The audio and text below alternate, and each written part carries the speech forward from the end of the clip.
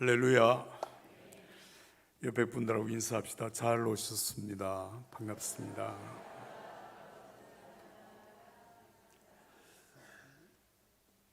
오늘이 5번째 시간인데 담임 목사님 4번째 시간이라고 말씀하셨어요. 그래서 오늘 설교하고 또 3분을 더 해야 되나 지금 머리가 약간 복잡해집니다. 오늘 저녁에 여러분들에게 설교할 말씀의 제목은 기적은 있다. 한번 따라서 하겠습니다. 기적은 있다. 기적은 있다. 믿으시나요? 예. 시편 107편 8절과 9절의 말씀입니다. 여호와의 인자하심과 인생에게 행하신 기적으로 말미암아 그를 찬송할지로다. 그가 사모하는 영혼에게 만족을 주시며 줄인 영혼에게 좋은 것으로 채워주심이로다. 할렐루야. 여기 인생에게 행하신 기적으로 말미암아 그를 찬송할지니라. 여러분, 인생에게 행하신 기적, 이것을 인생이라고 말하지 말고 나에게 행하신 기적으로 말미암아, 그렇게 한번 바꿔보겠습니다. 나에게 행하신 기적으로 말미암아 하나님을 찬송할지로다. 할렐루야. 여러분, 다른 사람에게 일어난 기적, 그것도 귀한 것이에요. 그리고 이 세상에 일어나는 여러 가지 기적들 다 귀한 것입니다. 그러나 나에게 일어난 기적, 더 귀한 줄로 믿습니다. 여러분, 기적이라고 하는 것은 인간의 탁월함과 능력과 그리고 수완과 인간의 노력으로, 인간의 지혜로 만들어낸 결과가 아니라 우리의 연약하고 부족하고 나약한 우리의 삶 속에 전능하신 하나님이 함께 하시고 전능하신 하나님이 개입하시고 전능하신 하나님이 역사하실 때 일어나는 결과는 기적입니다.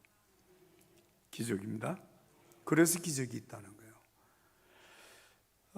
지난 2000년에 출판한 책이 한 권 있습니다. 내면 세계 치유라고 하는 책인데요. 이 책을 쓰신 분은 우리나라의 상담학계에 상당히 기여를 크게 하신 정태기 박사님이십니다.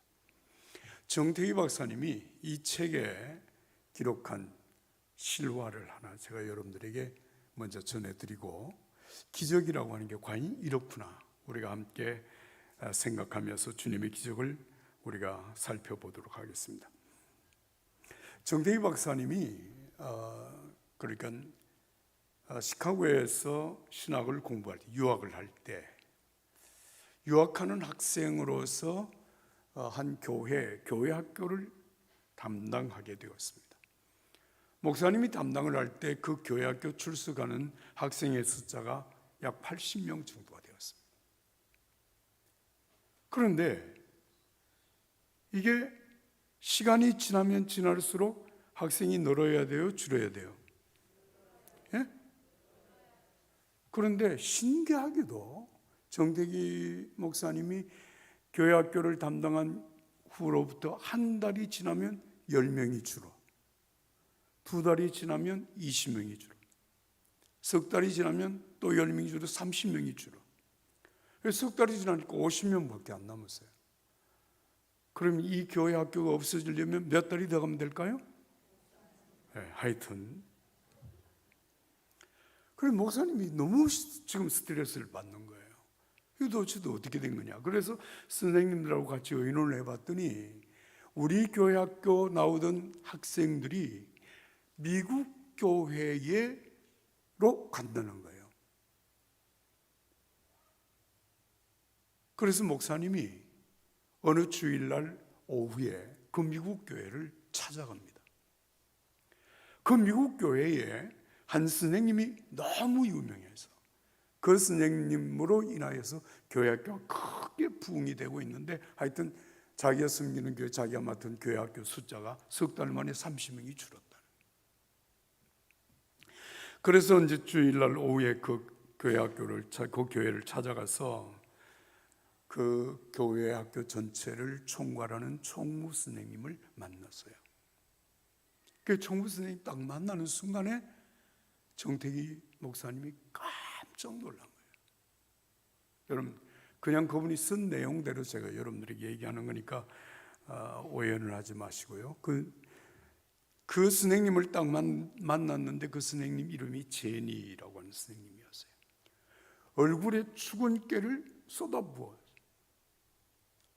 그리고 얼굴이 너무 못생겼어. 몸은 너무너무 뚱뚱해. 그리고 키는 너무 작아.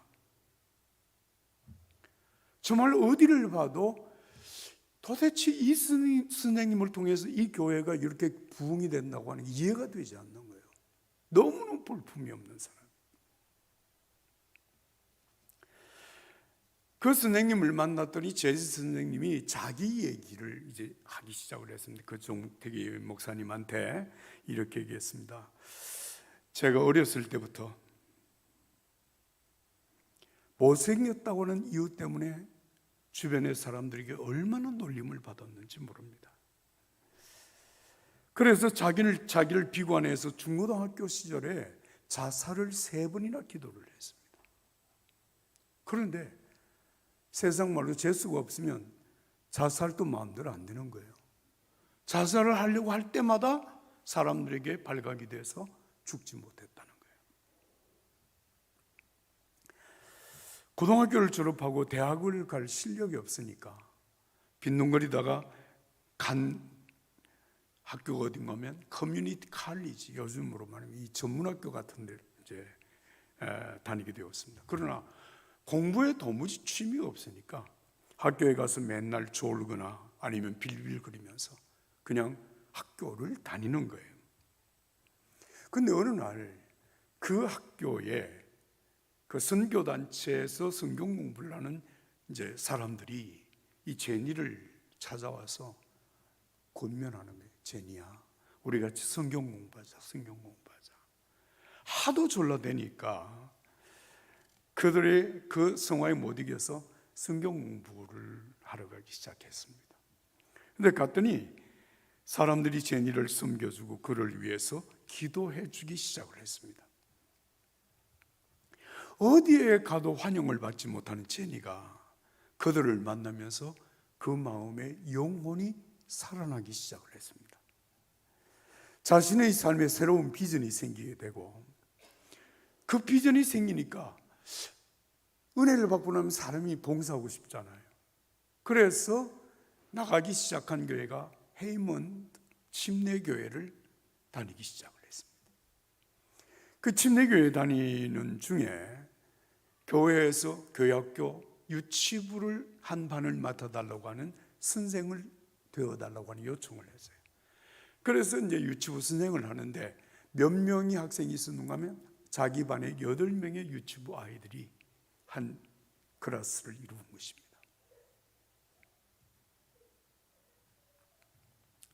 그런데 어디에 가도 자기가 환영받지 못하고 자기를 따르는 사람이 없는데 그 유치부 아이들은 신기하게도 선생님이 그렇게 못생기고 그렇게 키가 작고 하여튼 볼품이 없는 선생님인데 이 선생님이 자기들을 사랑해 주니까 얼마나 잘 따르는지 너무너무 귀엽고 좋은 거예요.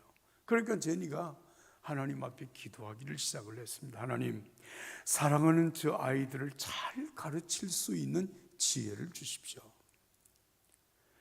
저녁에 잠자리에 들기 전에 침대 머리맡에 무릎을 꿇고 간절히 기도합니다. 하나님, 저 아이들을 잘 가르칠 수 있는 지혜를 내게 주시옵소서. 아침에 눈을 뜨면 일어나서 침대에 무릎을 꿇고 앉아서 똑같은 기도를 합니다.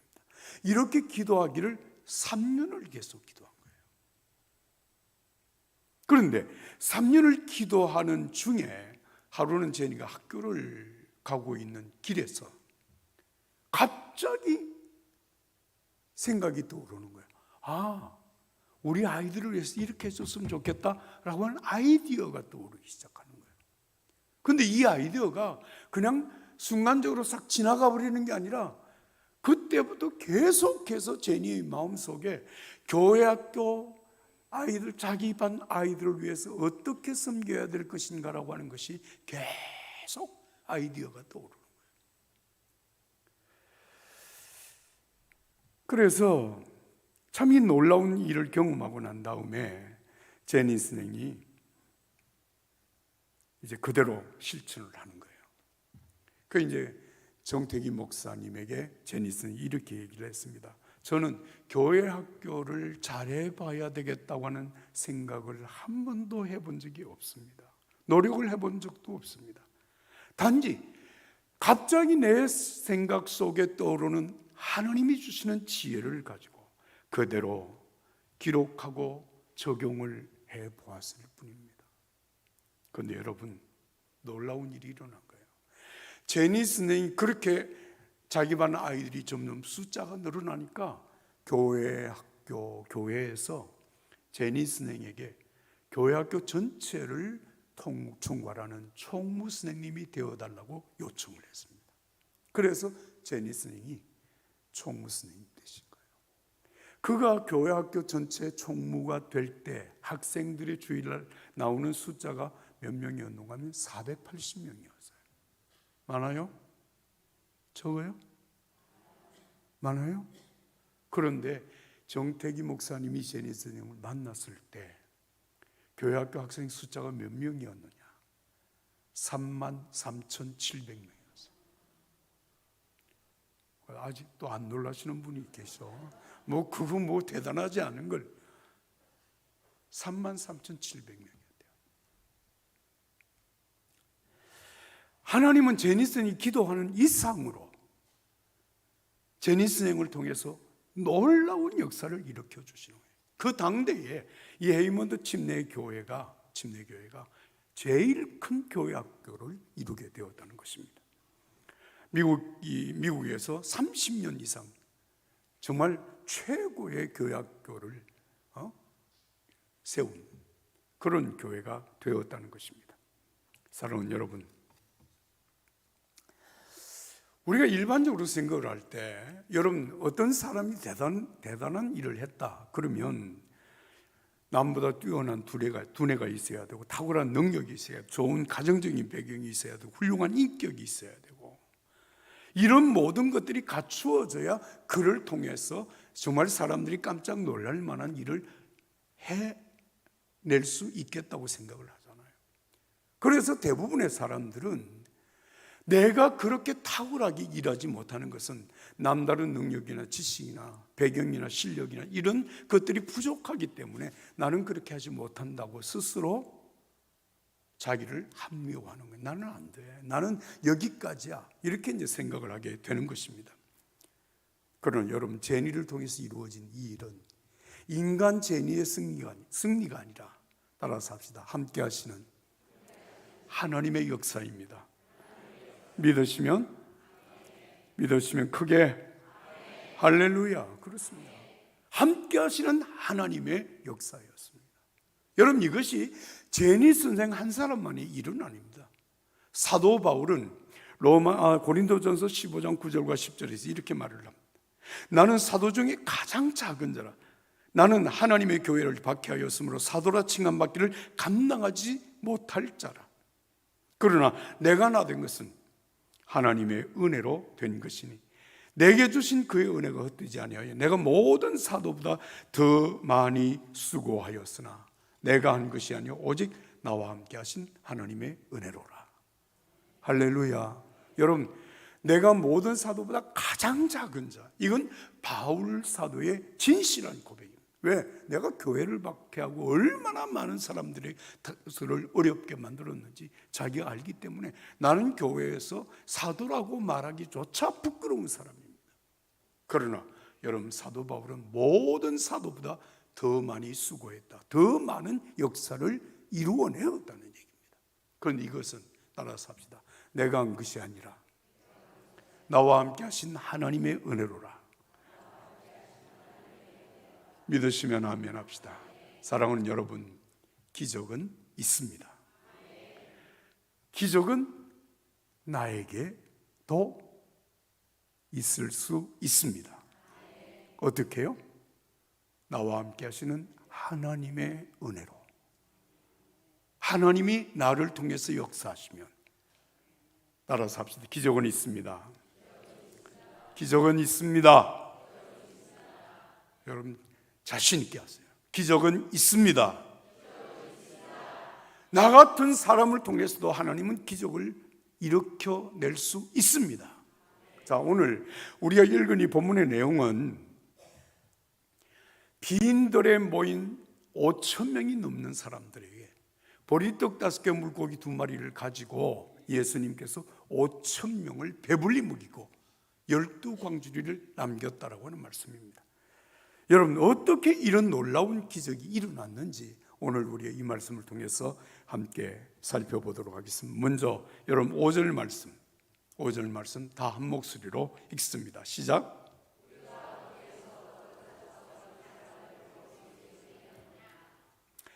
자, 여러분, 예수님께서 지금 6월절이 가까워오는 이 시기에 예수님이 갈릴리 바다 건너편에 계셨는데 예수님이 거기 계시다고 하는 소문을 듣고 사람들이 몰려오기 시작한 큰 무리가 몰려왔다. 자, 여러분, 이 상황에서 예수님께서 제자 빌립에게 이렇게 질문을 합니다. 우리가 어디에서 떡을 사서 이 많은 사람들을 먹일 수 있겠느냐? 이건 질문을 하는 거예요. 야, 빌립, 어떻게 해결할까? 이 문제 어떻게 지금 이 사람들을 어떻게 먹여서 돌려보낼 수 있겠느냐? 이렇게 질문을 하신 거예요. 그런데 여러분, 마태복음과 마태복음, 마가복음의 말씀을 보면 같은 본문인데요, 거기에서는 질문을 하지 않습니다. 한번 따라서 합시다. 너희가 먹을 것을 주라. 명령입니다. 너희가 먹을 것을 주라. 자, 여러분, 오늘 이 본문 말씀에는 그런 상황을 아주 구체적으로 설명을 하고 있지 않지만 마태복음, 마가복음의 말씀을 보면 때는 이미 저물었다는 거예요. 날이 저물었어요. 사람들이 다 배고픔 속에 있었다는 거예요. 그런데 예수님께서 빌립에게 질문한 거예요. 우리가 어디에서 떡을 사서 이 사람들로 먹게 하겠냐? 그랬더니 빌립이 이렇게 대답을 합니다. 예수님,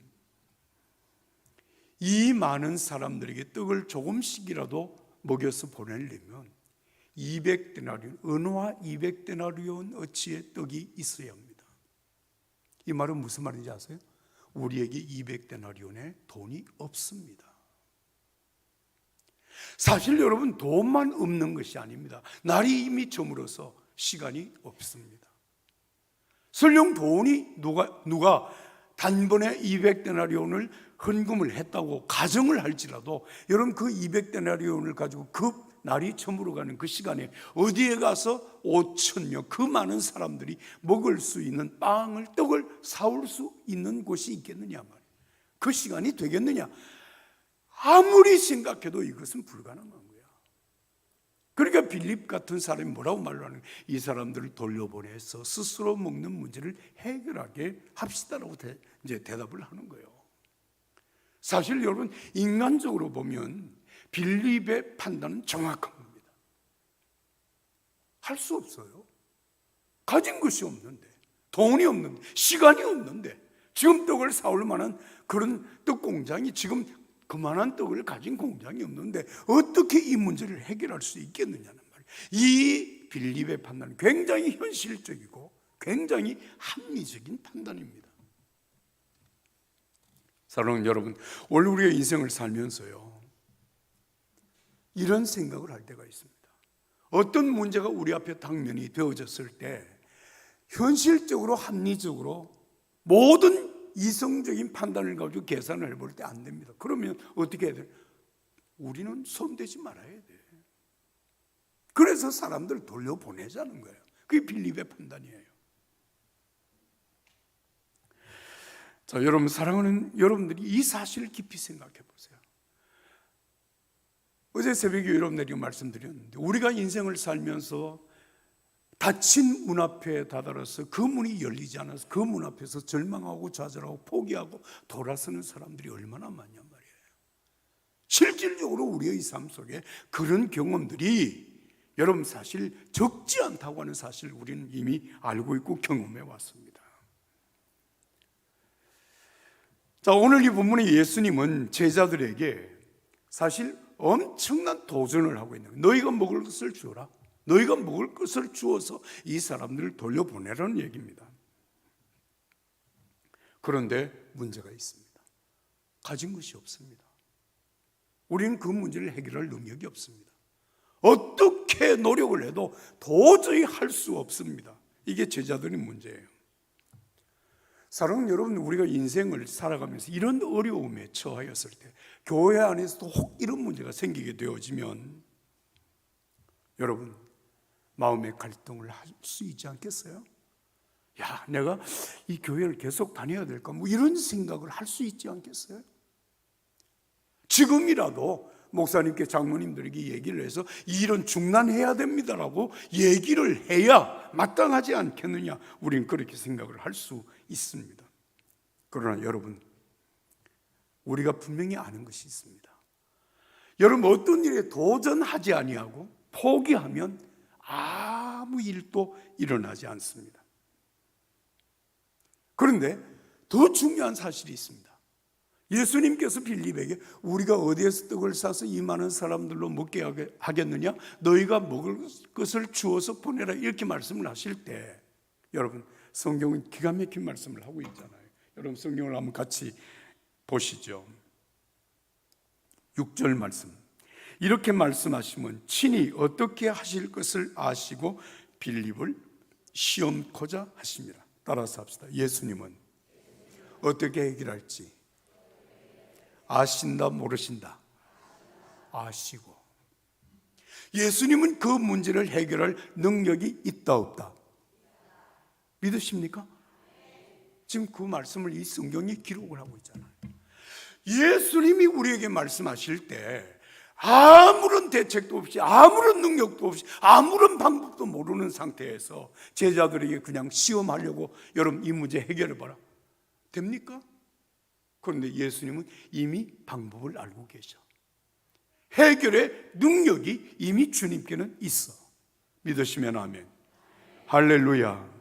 사랑하는 여러분, 정말 오늘 우리 예수님이 어떤 분이신가라고 하는 것을 우리가 잘 알지 못해서 예수님이 하시는 말씀에 대해서 의문을 제기하고 반대를 하고, 그래도 예수님이 그것을 내려놓지 않으면 내가 스스로 돌아서서 도망이라도 가려고 하는 이런 유혹을 우리가 받을 수 있다는 것을 우리에게 분명히 말씀하고 있습니다. 그러나 여러분, 우리가 예수님을 믿으면 예수님께서 할 수 있는 방법을 아시고 예수님께서 할 수 있는 능력을 갖고 계시다고 하는 사실을 믿고 주님의 말씀에 순종하면, 따라서 합시다. 기적은 있습니다.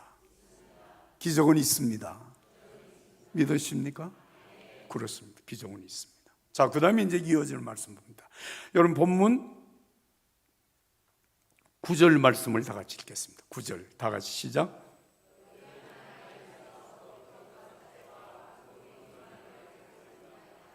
그러나 그것이 이 많은 사람에게 얼마나 되겠사옵나이까. 자, 여러분 보십시오. 빌립에게 예수님께서 질문을 했을 때, 아이고 예수님 안 됩니다. 우리는 아무것도 돈도 없습니다. 떡 살 데도 없습니다. 날이 너무 저물었습니다. 지금 할 수 있는 방법은 사람들 돌려보내는 게 최상책입니다. 이러고 지금 얘기를 하고 있고, 많은 제자들이 어떻게 보면 그 빌립의 의견에 마음적으로 동의를 하고 있는 상황입니다.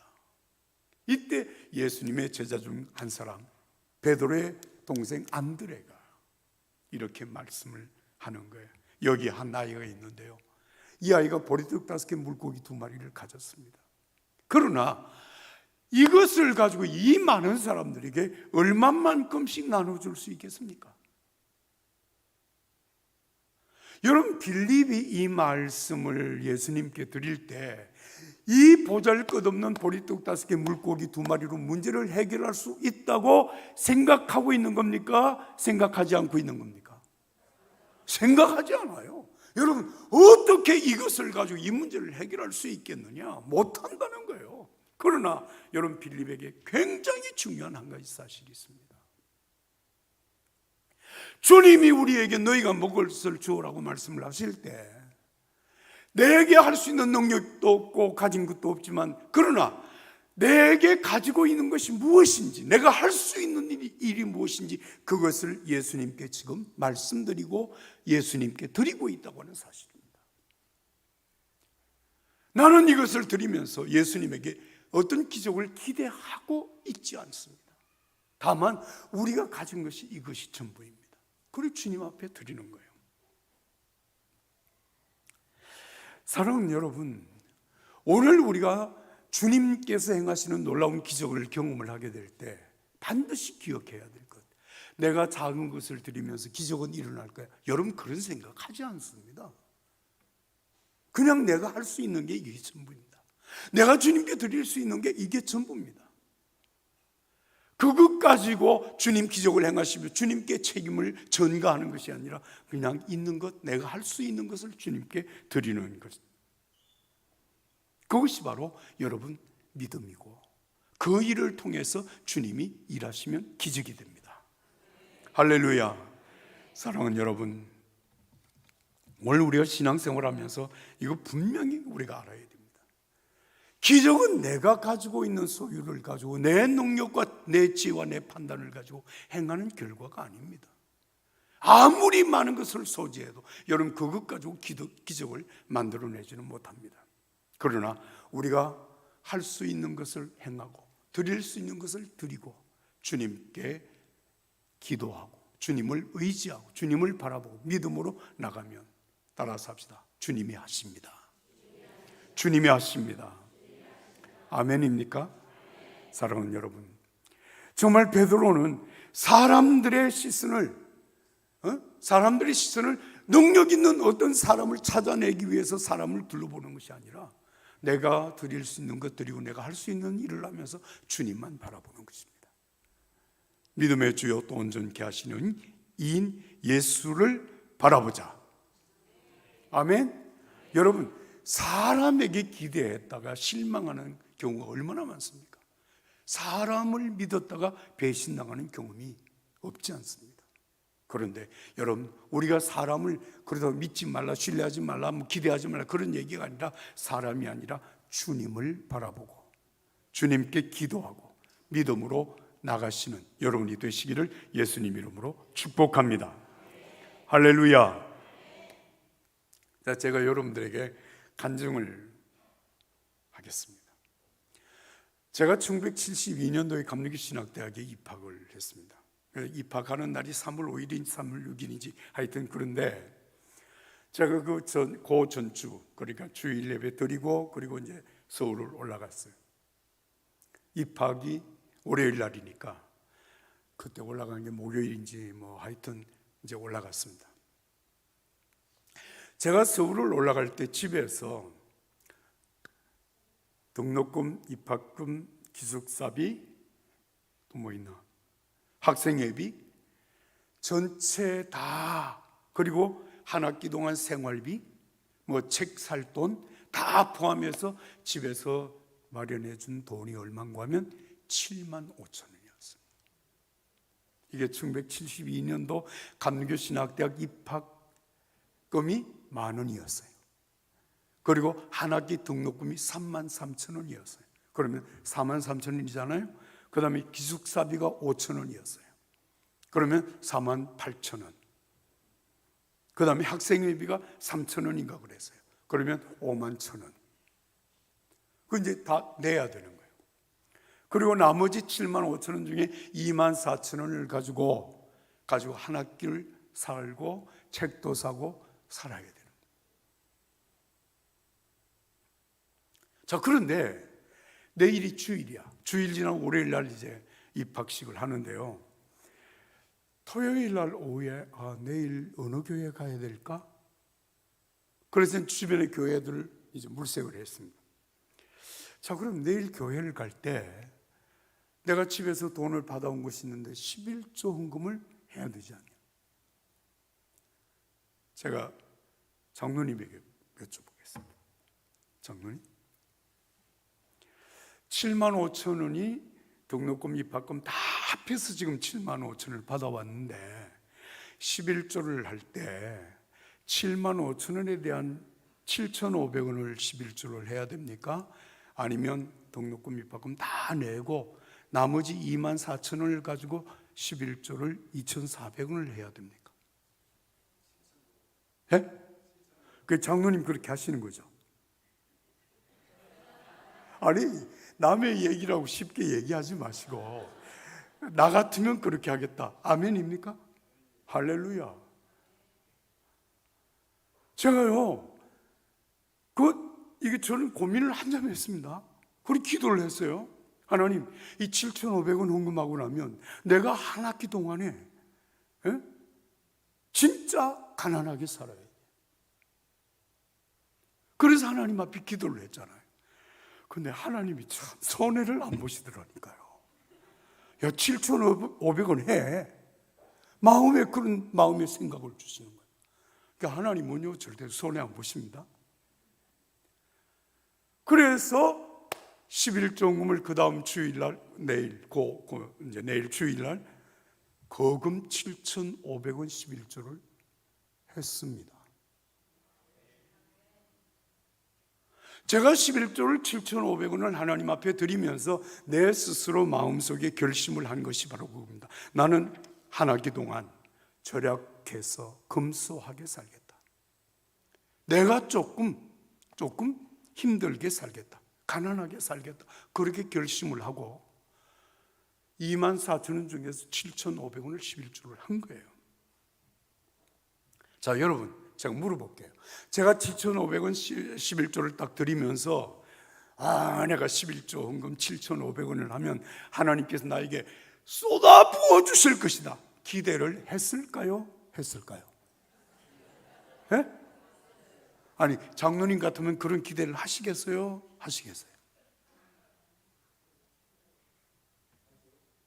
하세요? 저는 생각지도 못했어요. 어떻게 한 학기를 살아야 할 것인가라고 하는 그 생각, 그 남아있는 24,000원, 7,500원 하고 나니까 좀 만 몇천 원밖에 안 남았잖아요.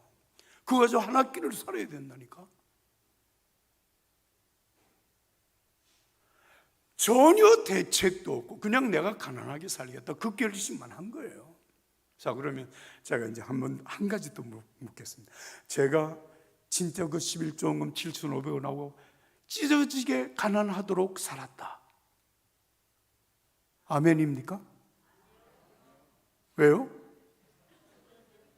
여러분, 생각도 해보지 못한 일들이 일어나기 시작했어요.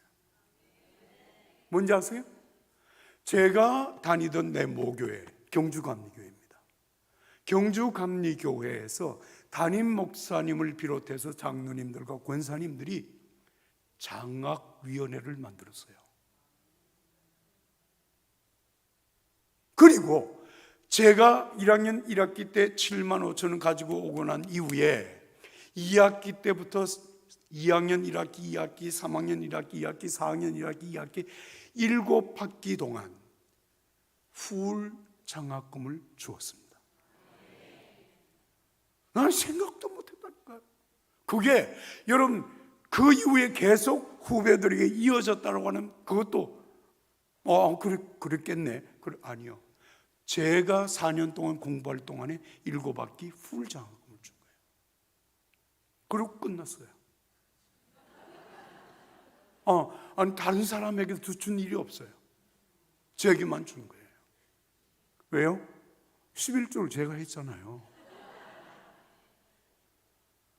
여러분, 그것뿐만 아니었어요. 저는 신학대학 3학년 때 제가 학생회장을 했어요. 그랬더니 학생회장에게 주는 풀 장학금이 있더라고요. 그게 2학기 동안, 1년 동안 장학금을 100% 받았어요.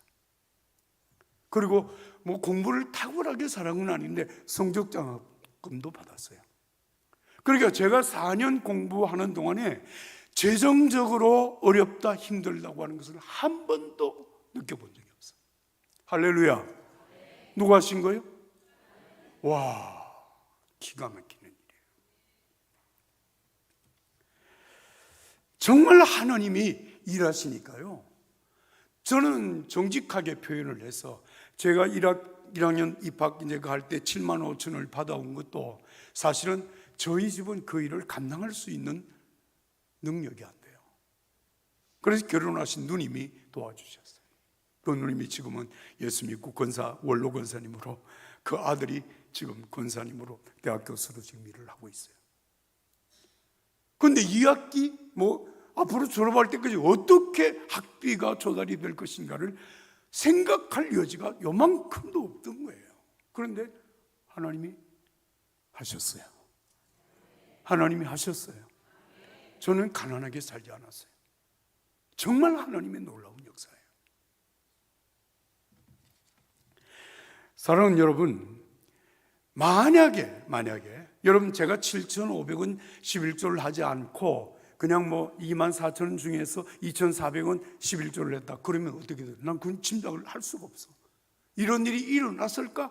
예측할 수 있는 요인이 아무것도 없어요. 그런데 하나님께 드렸더니 주님이 그것을 통해서 축복하신 거예요. 할렐루야. 사랑하는 여러분, 내가 가지고 있는 그 자원, 내가 가지고 있는 그것을 내 손에 움켜잡고 내가 풍족하게 살겠다고 그러면 풍족하게 살겠어요? 아니에요. 그 재원이 주님께 드려졌을 때 주님이 그것을 받으시고 주님이 그것을 축복하시고 주님이 그것을 쓰실 때 기적은 있습니다. 그 역사를 경험하게 하셨던 거예요. 자, 사랑하는 여러분, 오늘 우리가 이 사실을 생각하면 정말 주님은 어제나 오늘이 영원토록 동일하시잖아요. 자, 그 다음에 말씀을 읽겠습니다. 여러분 6장 11절 말씀을 다 같이 읽겠습니다. 6장 11절 시작. 시작.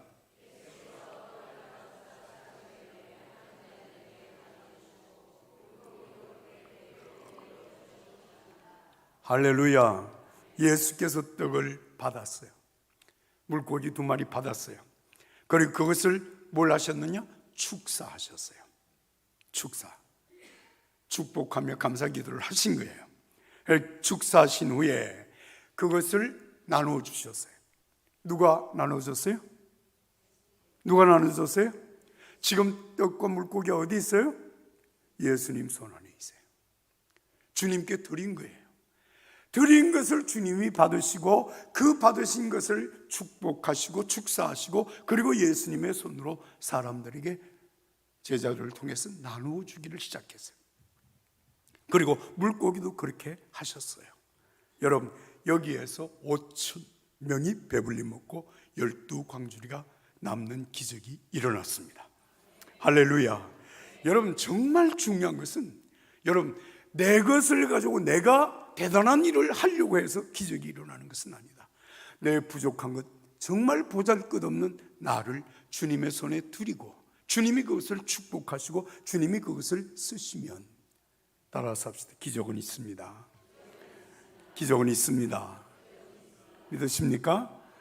제가 신학대학 3학년 때 학생회장이 됐다고 그러잖아요. 3학년 6월 달에 선거를 해서 학생회장이 돼가지고 이제 3학년 2학기 그리고 4학년 1학기까지 학생회장을 한 거예요. 근데 그때 진짜 열심히 한 게 있어요. 학생회장이 되고 난 다음부터 2가지를 열심히 했습니다. 하나는 기도하고, 하나는 데모하고 기도하고 데모하고. 진짜 열심히 했어요. 그렇게 하다 보니까 유치장을 제가 4번이나 왔다 갔다 했어요. 서대문 경찰서 유치장을 4번 왔다. 길게 갈 때는 20일, 짧게 갈 때는 열흘, 그 다음에 더 짧게 가면 7일. 그렇게 해서 4번 왔다 갔다 했어요.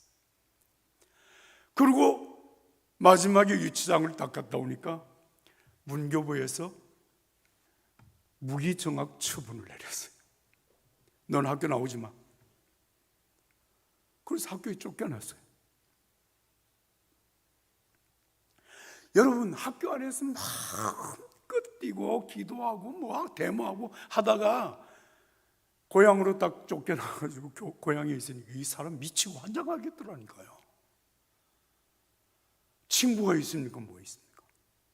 그래서 제가 찾아간 곳이 어딘가 하면 감림산 기도원이라고 하는 그 기도원이 양산에 있어요. 경상남도 남산, 경상남도에 있는 양산이라고 하는, 양산은 유명한 통도사가 있잖아요. 그 양산 통도사, 그 지역에 감림산 기도원이 있어서 제가 그 기도원에 가서 한 달 동안 성경 읽고 기도하고 그리고 이제 내려온 거예요. 거기 가 있으니까 완전히 천국이더라고요. 너무 좋. 그런데 거기 기도원에 계속 있을 수는 없잖아요.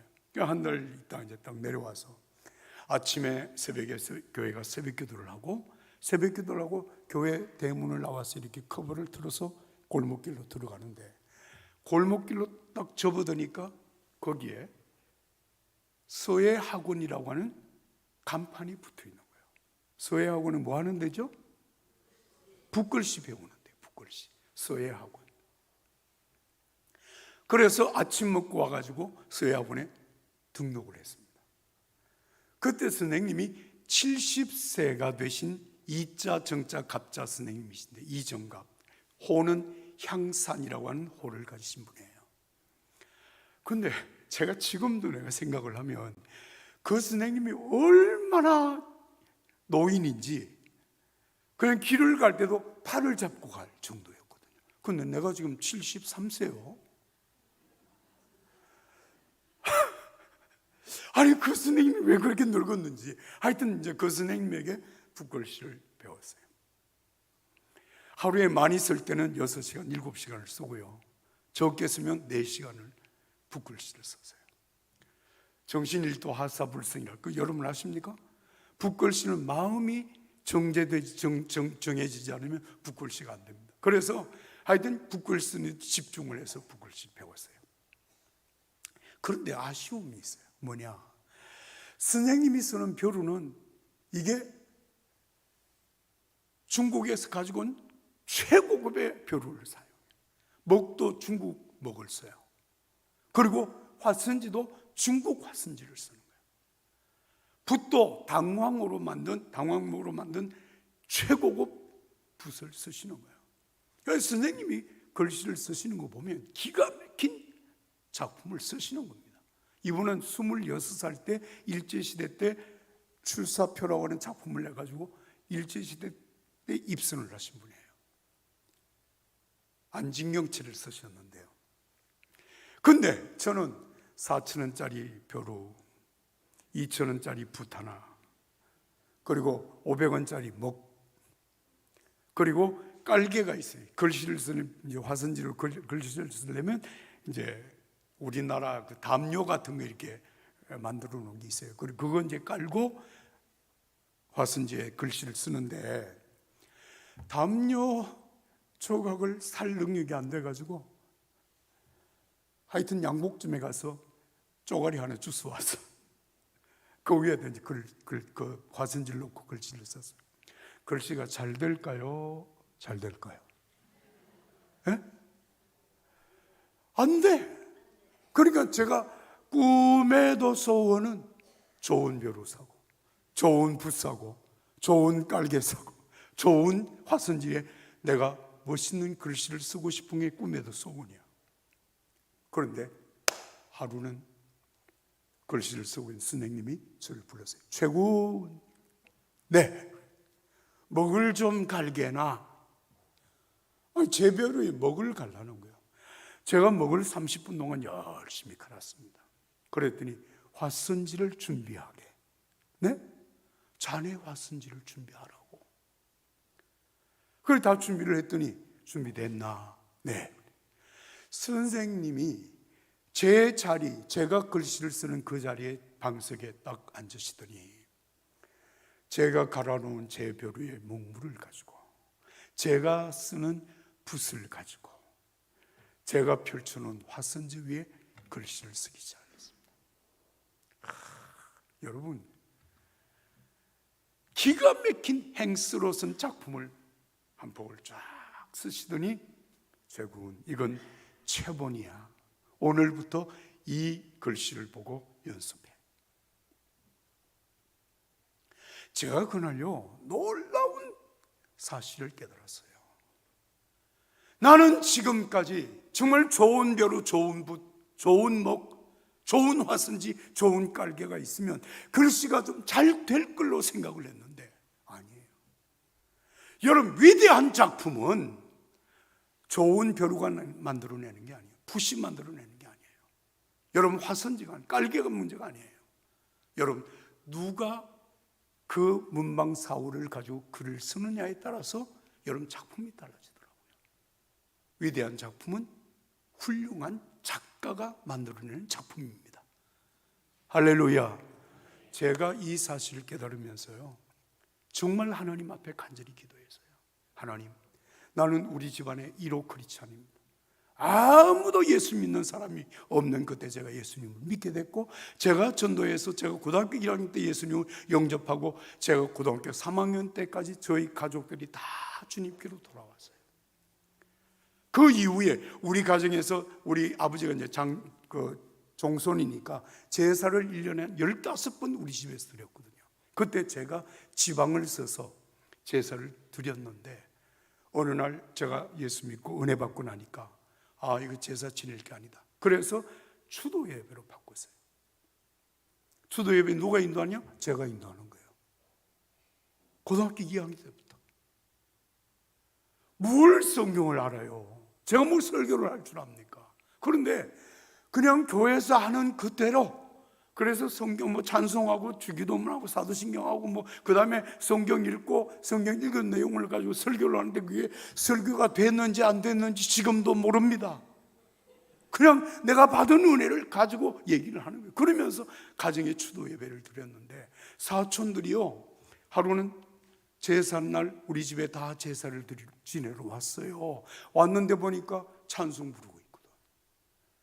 사촌들이 다, 형들이 6명이, 그런데 왔다가 막 화를 불처럼 내는 거예요. 이게 도대체 뭐 하는 짓이냐는 거야. 예? 그래서 저희가 그랬어요. 형님들, 제사 꼭 지내고 싶으시면 가지고 가세요. 그랬더니 알았어, 제사 다 우리가 가져갈 거야. 사촌들이 다 제사 가지고 왔어. 우리는 추도 예배만 계속 드렸어요.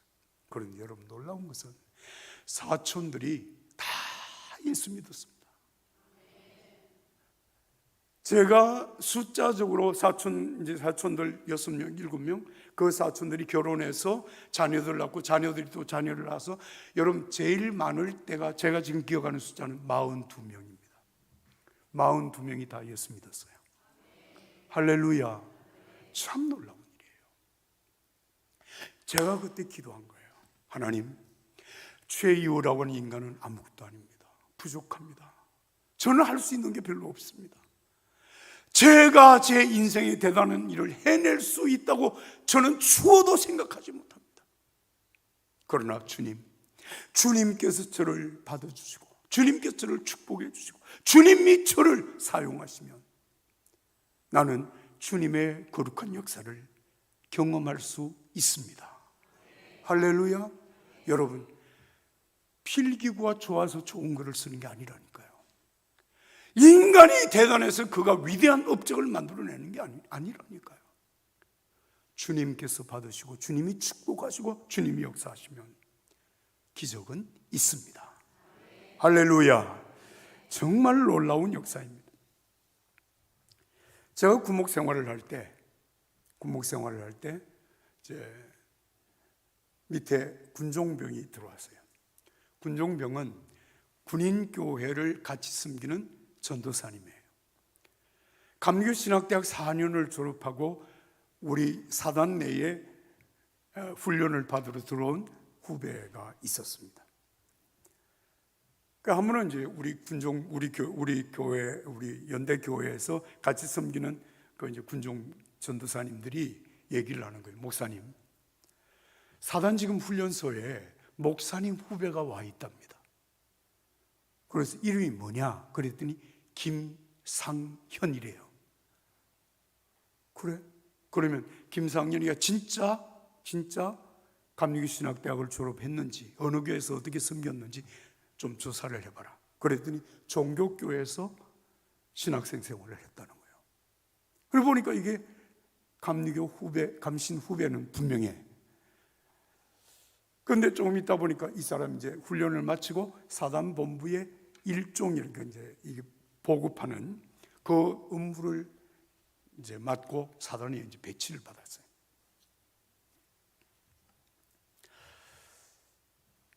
근데 제 생각에 우리 연대 와서 같이 일을 하고 싶은 거예요. 그래서 우리 연대 대빵이 누굽니까? 연대장이잖아요. 연대장은 대령이 무궁화 세계거든요. 그래서 제가 이제 연대장님을 찾아가서, 연대장님, 제 후배가 신학대학을 졸업하고 지금 사단에 와서 일종을 맡고 있답니다.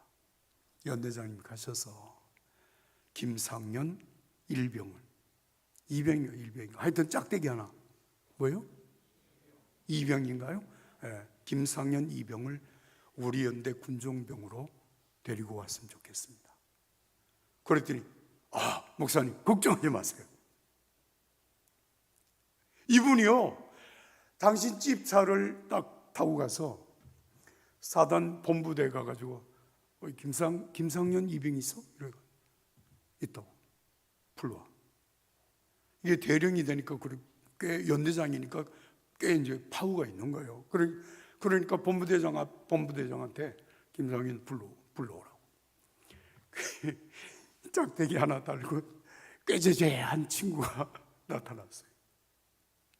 그러니까 연대장님이 얘기를 해서 63년대 군종병으로 가자. 그러면서 더블백 다 사가지고 올라오라고.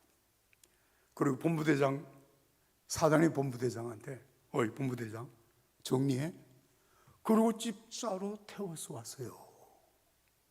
그래서 우리 연대 군종병이 된 거예요. 이제 그렇게 같이 생활을 하는 중에 제가 이제 전역을 했잖아요.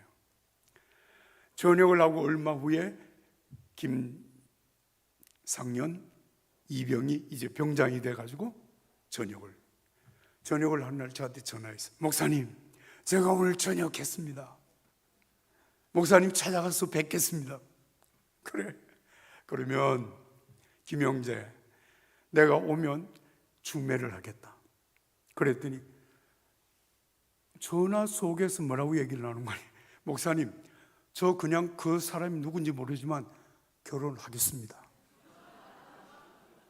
아니, 그래 만나는 봐야지. 그랬더니 아니, 목사님이 중매를 하신 내가 만나보고 자서 할 게 없습니다. 그냥 오늘 만나서 내가 결혼 날짜 잡겠습니다. 진짜 그 사람 그렇게 했어요. 처음 와가지고 둘 딱 만나가지고 다방에서 얘기하고 오더니 결혼 날짜 잡아온 거야. 세상에. 그리고 결혼했습니다. 그리고 시골 강원도 후용이라고 하는 교회에 담임 목회를 나갔어요. 담임 목회 나갈 때 그 교회가 몇 평이었는가 하면 19평. 시골 교회, 거의 얼마 되지 않는 그 시골 교회 담임 목회를 나간 거예요.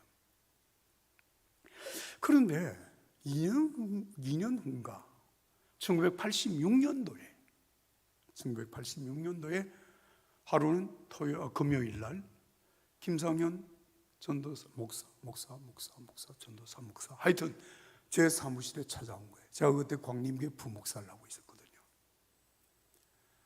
근데 행색이 그래요. 하여튼 신발에도 그냥 흙이 잔뜩 묻어 있고요. 그래서 김 목사 어떻게 오늘 이렇게 왔냐 그랬더니 그게 이제 금요일 날 오후였거든요. 목사님, 제가 19평짜리 예배당에 가서 열심히 목회를 했더니 교회가 부흥이 되었습니다. 그래서 예배당을 45평을 새로 건축을 했습니다. 그리고 우리가 기도하기를 이 예배당을 완공을 하고 1986년 12월 25일 성탄절 예배를 그 예배당에서 드리려고 기도해 왔습니다. 그런데 마지막 지붕을 올릴 돈이 없어서 오늘 서울에 아는 선배 목사님 몇 분을 찾아서 도움을 요청을 했습니다. 그걸 어떻게 돼서? 그랬더니 아무 교회도 도와주는 교회가 없습니다. 그러면서 눈물을 쭉 흘리는 거예요. 내가 그 김상현 목사님이 이런 얘기를 했습니다. 김 목사, 나는 한 가지는 분명히 알아. 하나님 그렇게 하실 거야. 1986년 12월 25일 성탄절 예배를 그 예배당에서 드리게 될 거야. 분명히 하나님이 하실 거야. 그런데 하나님이 어떻게 하실는지 나는 몰라. 나는 과정은 모르지만 결론은 알아. 그러니까 걱정하지 말고 기도하자. 그리고 이제 기도하고 보냈어요. 가고 난 다음에 제 아내가 그때 장로의 신학대학 이제 신학과 공부를 하고 있었는데 아내한테 전화를 했어요. 여보, 오늘 김상현 목사가 이렇게 다녀갔다. 그런데 교회 마지막 마무리를 할 공사비가 필요하다고 그러면서 기도해달라고 그러면서 갔다. 그랬더니 아내가 얼마가 필요하답니까? 이렇게 물었어요. 전화로 200만 원. 그랬더니 아내가 하는 말이 그 우리가 헌금하지요. 이렇게 했어요. 그 헌금 200만 원이 어디 있냐? 그랬더니 은행에 있대. 아니 은행에 200만 원만 있어? 그랬더니 하는 말이 제가 이제 86년 되니까 82년, 83, 4, 5, 6 만 4년이 되었을 때거든요. 만 4년 6개월이 되었어요. 5개월인가 되었던 때인데 제가 담임 목회를 나가야 된다고 하는 그런 마음에 부담을 가지고 있었어요. 근데 아내가 제가 담임 목회를 나가기 전에 부목사 끝나고 담임 목회를 나가기 전에 그래도 성지순례는 다녀와야 되지 않겠냐. 그래서 아내가 2년 동안 적금을 부었대요. 제가 모르게. 그런데 지난달에 적금 200만 원을 타가지고 은행에다 묶어놨대요. 그래서 그걸 찾으면 200만 원 헌금할 수 있다는 거예요. 와, 내가 너무너무 좋은 거야. 난 성지순례 안 가도 돼. 이 예배당이 완공이 되어서 하나님 앞에 예배를 드릴 수 있다고 하는 그 자체가 너무 좋아서 할렐루야. 그리고 그 강원도 간 후배 김상희 목사한테 전화를 했어요. 김 목사, 내일 새벽 첫 차로 올라와. 그랬더니 아니 목사님 왜 그러세요? 묻지 마. 무조건 와. 그때는 토요일 날 오전 은행 근무를 다 했거든요. 그래서 아침에 김 목사가 왔어요.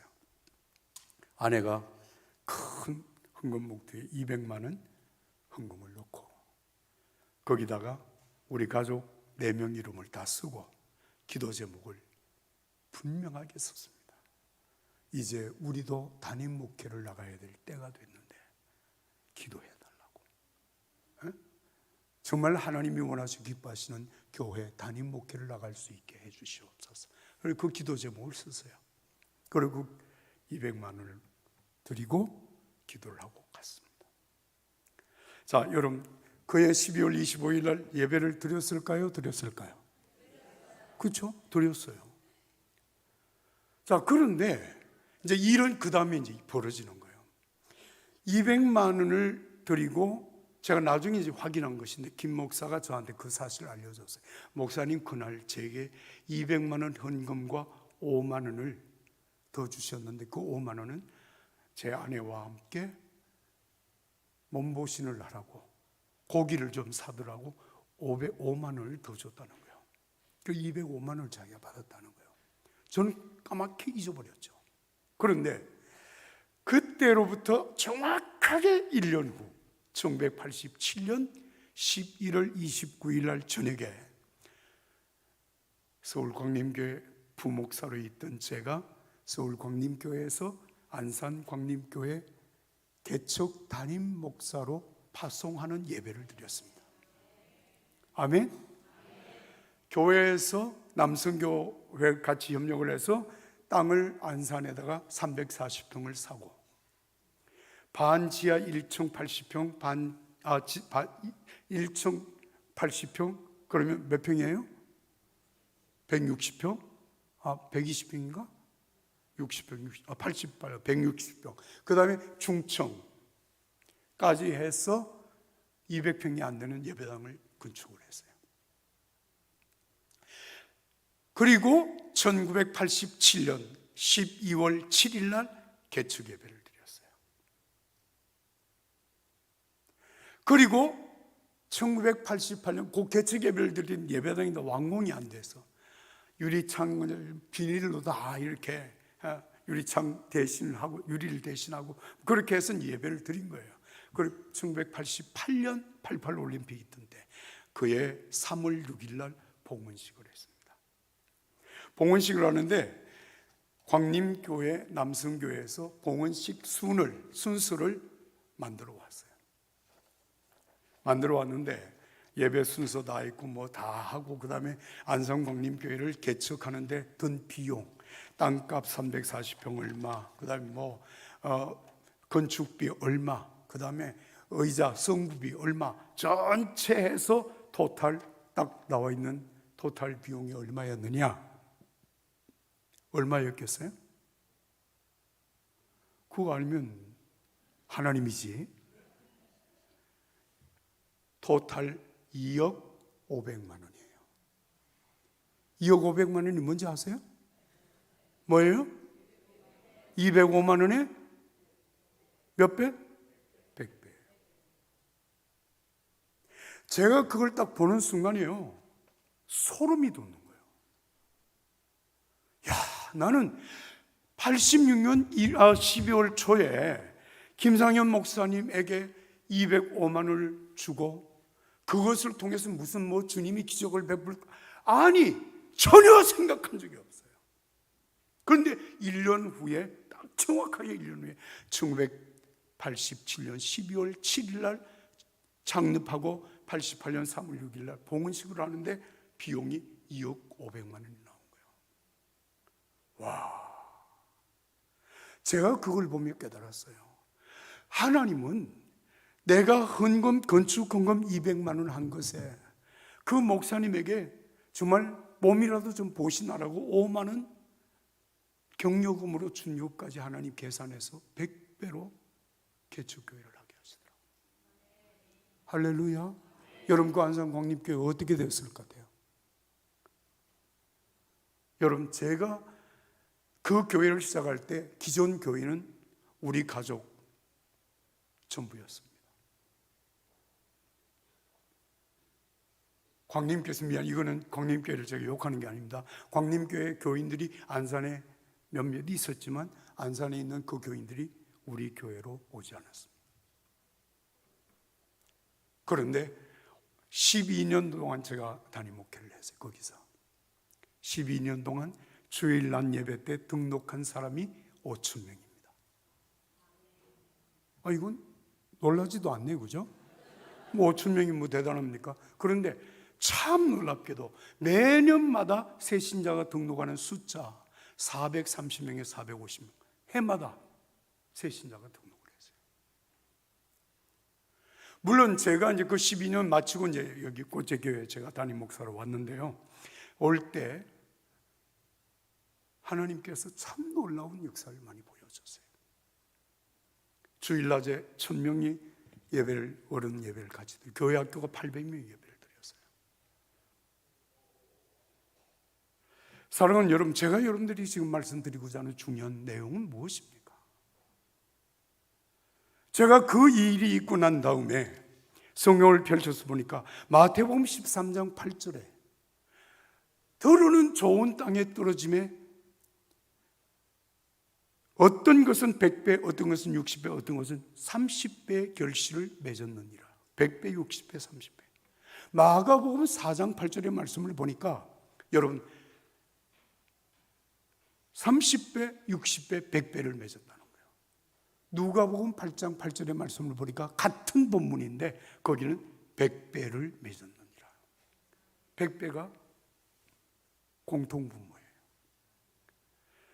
하나님께서 행하신 일이구나.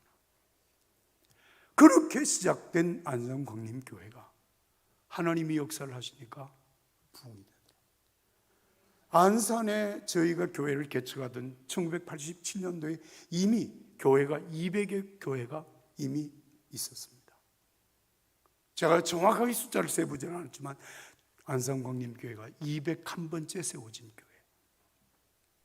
그런데 12년이 되니까 안산의 빅5 안에 들어갔습니다. 교회가 동산교회가 제일 크고, 제일교회가 두 번째 크고, 성광교회가 세 번째 크고, 네 번째가 안산광림교회였어요. 하나님이 하십니다. 하나님이 하시면 무엇이다? 기적입니다. 기적은 있습니다. 할렐루야. 여러분, 그 기적을 행하시는 예수님은 여러분 어제나 오늘이나 영원토록 동일하십니다. 그 하나님은 여러분의 하나님이시고 저의 하나님이십니다. 할렐루야. 사랑하는 여러분, 우리가 하나님 앞에 뭐 대단한 역사를 위하여서 무슨 보리떡 5개 물고기 2마리를 드리고 무슨 헌금을 얼마를, 아닙니다. 여러분, 헌금이라고 하는 것은요, 억지로 마지 못해서 체면 때문에 하는 것 아닙니다. 여러분, 헌금은요, 돈이 없으면 안 하시는 게 맞습니다. 그러나 하나님께서 우리에게 주시면 여러분 따라서 합시다. 기쁨으로, 감사함으로 합시다. 기쁨으로, 감사함으로 하는 게, 억지로 하는 게 아니에요. 체면 때문에 하는 게 아닙니다. 했더니 상상하지도 생각하지도 못했던 역사들이 일어나는 것을 본 거예요. 그 하나님이 살아계신 거예요. 그 하나님이 역사하시는 거예요. 그래서 우리는 고백합니다. 따라서 합시다. 주님이 하셨습니다. 그렇습니다. 주님이 하십니다. 사랑하는 여러분, 결론을 맺습니다. 우리의 가정 배경이 좋지 않다고 여러분 의기소침하지 마십시오. 내 소유가 적다고 낙심하지 마십시오. 내 지식이 부족하다고 좌절하지 마십시오. 내 능력이 모자란다고 여러분 포기하지 마십시오. 중요한 것은 여러분, 내가 가지고 있는 것이 얼마든, 내 존재가 어떤 존재이든지 간에 여러분 내 자신이 하나님께 드려진다면 기적의 자원이 됩니다. 하나님께서 보잘것없는 자원이지만 축복하시면 기적의 자원이 됩니다. 여러분, 보잘것없는 자원이지만 주님이 그것을 사용하시면, 주님의 손으로 쓰시면 기적이 됩니다. 그래서 오늘 이 저녁에 우리가 길게 기도하지 않아도 이 세 가지를 기도하시면 좋겠습니다.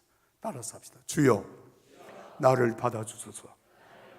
주여, 나를 축복해 주소서. 주여, 나를 사용해 주소서. 할렐루야. 여러분, 내게 있는 것 주께 드릴 때 주님이 받아주시고, 주님이 그 받으신 것을 축복하시고, 주님이 그것을 주님의 손으로 사용하시면 기적입니다. 기적은 있습니다. 여러분들의 삶 속에 정말 이 놀라운 주님의 은혜와 능력을 경험하며 승리하며 살게 되시기를 예수님의 이름으로 축복합니다. 축복합니다. 기도하겠습니다. 거룩하신 하나님 아버지, 감사합니다. 오늘 이전에도 하나님 부족한 종을 통해서 말씀을 전하게 하시오니 감사합니다. 하나님, 정말 5천여 명 이상의 사람들이 굶주림 속에 있을 때 하나님, 한 어린아이가 보리떡 5개 물고기 2마리를 주님께 드렸을 때 주님이 그것을 받으시고 주님이 그것을 축복하시고 주님이 그것을 가지고 나누어 주실 때 5천 명이 배불리 먹고 12광주리를 남기는 기적이 나타난 줄로 믿습니다. 거룩하신 하나님 아버지요, 정말 하나님이 우리에게 주신 것 가운데 하나님 앞에 기쁨으로 드리고 감사함으로 드리고, 정말 하나님께서 그것을 받으시고 하나님이 축복하시고 하나님이 사용하실 때 기적은 있습니다. 기적은 있습니다.